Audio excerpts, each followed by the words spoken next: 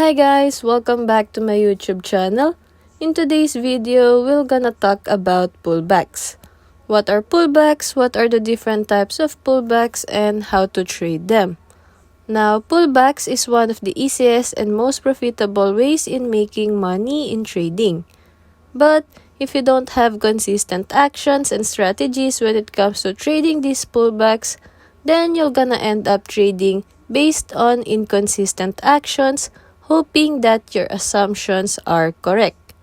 In short, you'll end up on guessing what the market movement will do next, which will lead to more losing trades. Which is why in today's video, I'm gonna teach you everything you need to know for you to understand these pullbacks better and how to time them properly for your trades, hoping that it will help you get closer to your goal of becoming a profitable trader. Sounds good? So without further ado, let's get started. So let's talk about first what are pullbacks. In a trending market, you will see sets of impulsive moves such as this one, which are followed by brief exhaustions, or a little bit relief from this rally. Now, these brief exhaustions are what we call the pullbacks. These pullbacks are made by either of sellers who are trying to take over the market or buyers who bought in the low areas and now are taking a little bit of their profit. Now, these are normal market movements. A healthy trend will have brief pullbacks like this and regain control again of the market, making consistent higher highs and higher lows. Now, if the market couldn't sustain these consistent highs and higher lows, a reversal in the trend would be a possibility. Going back, there are three types of pullbacks you should familiarize yourself with: the shallow pullback, the medium pullback, and the deep pullback. First is the shallow pullback. From the name itself, shallow, which means that it is a pullback that is not big enough or a small retracement just like this one. Now, how would you know if it's a shallow pullback? If the pullback did not reach the previous high or resistance before it breaks into new high, then that's a shallow pullback. This means that the buying pressure is so strong that it didn't manage to continue pushing down the market. Now, a medium pullback is a pullback that touches the previous high or resistance. Medium pullback signifies that the buying and selling pressure are still fighting it off whether which one will have a stronger effect on the market. Now, lastly, a deep pullback is a pullback that breaks the previous high or resistance and makes its way into the previous support.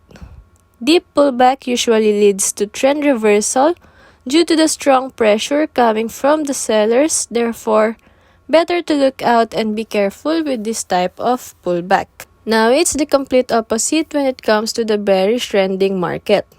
A shallow pullback is a pullback that did not reach the previous low or support before it breaks into a new low. A medium pullback is a pullback that touches the previous low or support before it breaks into a new low. And lastly, a deep pullback is a pullback that breaks the previous low or support and makes its way into the previous high. Now, in order for you to further visualize how they look like in the market, let's try to spot this on the actual chart. So now we are here in CAKE-USDT daily chart. And you can see here that we have a bullish trending market. Let's see if we can spot how many types of pullbacks we have here in this example. I'll count 1 to 5, okay? So, 1, 2, 3, 4, 4.5, 5. Done? So, how many pullbacks are in here? Hopefully, your answer would be 3. Yes, there are 3 types of pullbacks which can be seen in this example. So here you can see the shallow pullback. So swing high, then a pullback. It almost reached the previous resistance, but it's still not able to reach it. Therefore, it is a shallow pullback.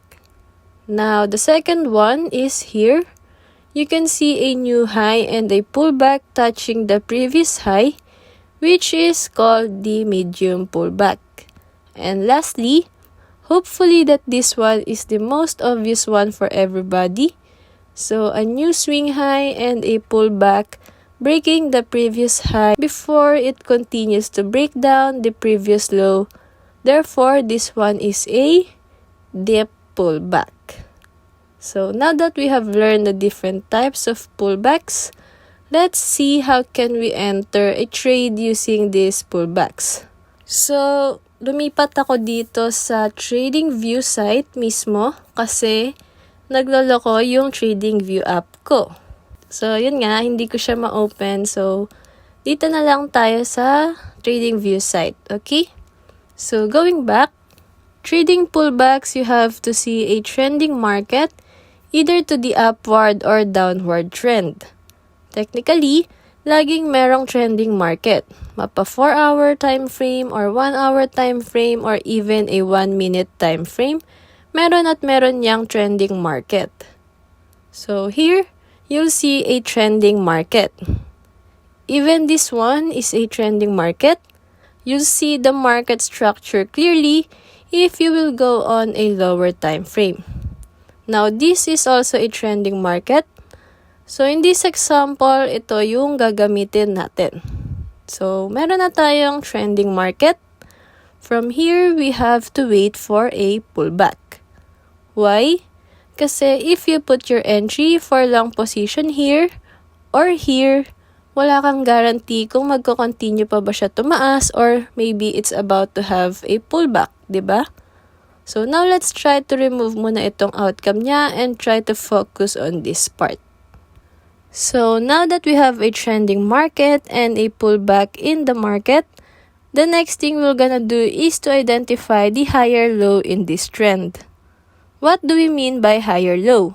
So in a bullish trending market, this is what a higher low is. It is the end of the recent pullback, which is higher than the previous swing low before it further pushes up the market. Now, how can we identify the higher low in the market? So we have to wait for 1 week rejection.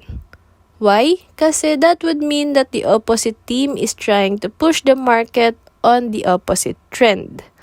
So in this example, here we have a pullback and then here's a weak rejection.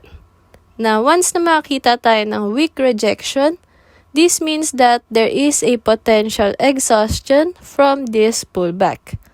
So once you see this weak rejection, you go down to 1 time frame below where you will see a clearer market structure or a clear view of the breakdown ng market. On the higher time frame, you can see a pullback, but once you go on a lower time frame, mas makikita mo yung clear market movement nitong pullback na to. Then from here, you'll also see clearer weak rejections. The more weak rejections there are, the higher the chance of the price is exhausted from this pullback, which can become a potential push to the opposite trend. But here's the thing, you don't enter a trade just yet. Bakit? Kasi nandun pa rin yung potential niyang umakyat or bumaba. So we don't have enough certainty yet.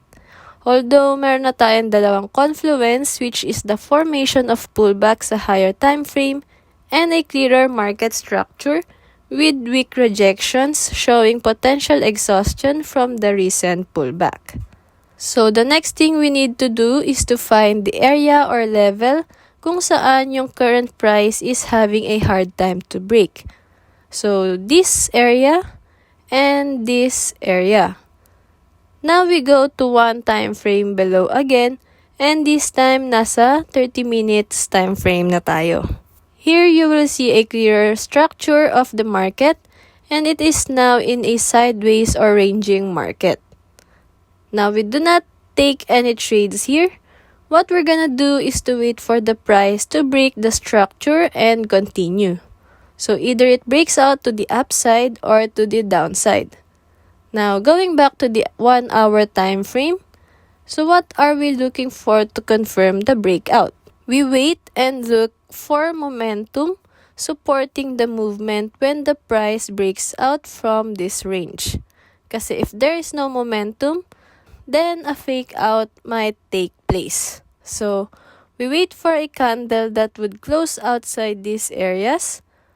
Uulitin ko, the candle should close outside these areas with a momentum supporting this breakout and confirming the continuation of this upward trend. It might be through the form of a volume or the size of a candle or any price action. Now, for the entry, what we are looking out for is a confirmation also.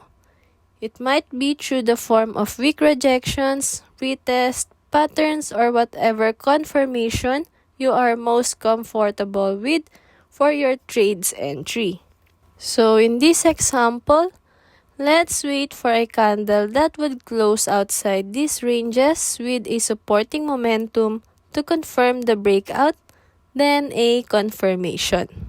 So now we have a big size candlestick that closed outside the range with a volume that almost closed along the 14-day moving average volume. Now let's look for one time frame below to see the market clearer.